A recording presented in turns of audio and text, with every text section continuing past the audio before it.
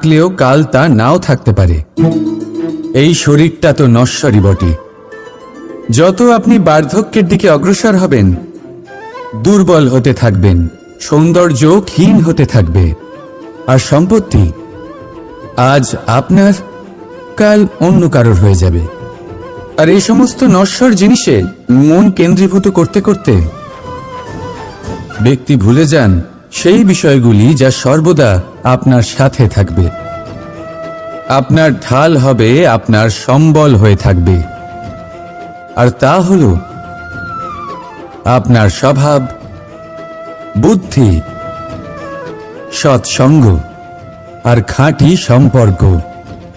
নিজের স্বভাব শীতল রাখুন, কর্মে বুদ্ধির পরিচয় দিন, সর্বদা ভালো মানুষের সাথে সময় কাটান, আর খাঁটি সম্পর্ক সর্বদা পালন করুন।